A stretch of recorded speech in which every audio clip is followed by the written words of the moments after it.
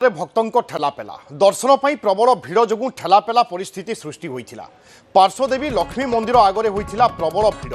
आउ असंभाल भिड़ जो उपजिला एभली किछि भयंकर परिस्थिति भिड़ नियंत्रण कर एसडीपीओ एवं तहसीलदार सूचना मुताबक दिनक 25,000 रु अधिक भक्त आज ब्रह्मगिरी अलारनाथ को दर्शन कर समय आज भिड़ परिलक्षित होता किसी समय पर ठेलापेला परिस्थिति सृष्टि होता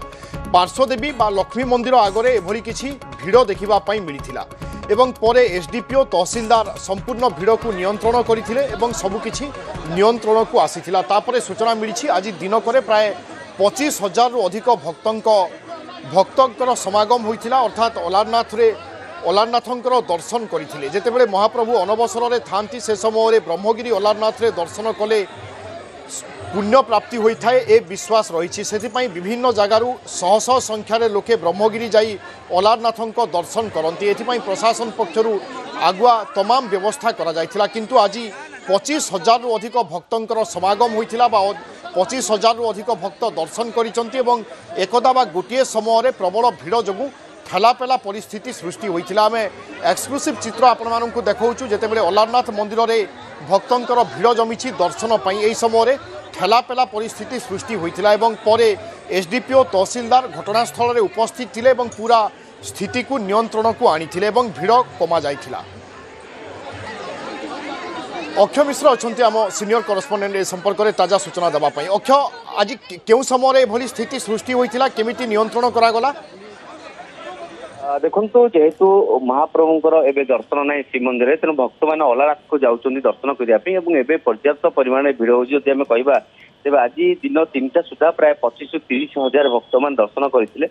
संध्या समय यही भक्तों संख्या द्विगुणित होता आप भिडियो देखी जापारे केते मात्रा भक्तों भिड़ और अलारनाथ सिंहद्वार पटे प्रवेश कला मुखशाला पाख गला बेलू लक्ष्मी मंदिर अच्छी से जगह भक्त मान संख्या एमती है प्रवेश करने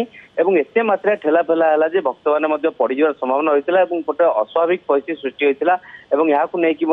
एसडीपीओ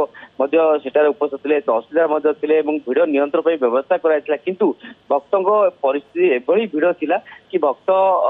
जब जोर जबरदस्ती पशिया चेष्टा करते मंदिर भितर जहाँफल गोटे भिड़ नियंत्रण करवा पुलिस गोटे बड़ चैलेंज थिला पुलिस विफल होता है जहाँ आप भिजुआल देखुवे कारण प्रति समय ही भिड़ संख्या बढ़ी एवं जदि कह एजावत भिड़ लगी रही अलारनाथ मंदिर में आम देखु जेहेतु अणसर समय विश्वास रही कि श्रीमंदिर महाप्रभु दर्शन पाई अलारनाथ को दर्शन कले महापुण्य मिलता है तेणु भक्त मैंने ब्रह्मगिरी अलारनाथ पीठ को जाकि चतुर्भुज नारायण को दर्शन करते अनुसार जब आम कह कि अलारनाथ पीठ प्राय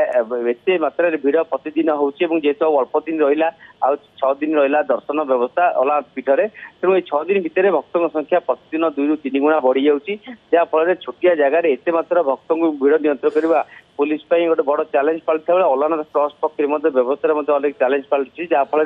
भिड़ नियंत्रण करने बेस कष्टाध्य हो पड़ी 2 दिन तले आम जब कह यही परिस्थिति सृष्टि होता अलारनाथ पीठ में तेणु भक्तों को श्रृंखलित दर्शन कराइबा भिड़ नियंत्रण करवा गोटे पुलिस बड़ चैलेंज होता बेले आगामी जो 6 दिन रहा भितर कड़ा सुरक्षा व्यवस्था ग्रहण करने दरकार पुलिस व्यवस्था को अधिक करने दरकार जहाँफल भक्त मैंने श्रृंखलित भाव दर्शन करेंगे आम अनेक समय प्रश्न जेहतु वीवीआईपी गोटे एक्सट्रा लाइन कराई अधिक भक्त होती तेणु वीवीआईपी भक्त साधारण भक्त मध्य जो जगह सिंहद्वार प्रवेश कर जगह से जगह भिड़ एभली होती जहाँफल भक्त मैंने मंदिर भीतर प्रवेश करने कष्ट होती तेणु भिड़ नियंत्रण करवा श्रृंखला दर्शन करवा यह सब गुड़ा पुलिस बड़ चैलेंज था देखा आगु 6 दिन भितर पुलिस कौन पदक्षेप नौ भिड़ नियंत्रण आज घटना निश्चय शिक्षा मिली आम आशा करवा आगामी 6 ରୁ 7 दिन व्यवस्थित ढंग से सबकिछि समापन है। बहुत बहुत धन्यवाद अक्षय।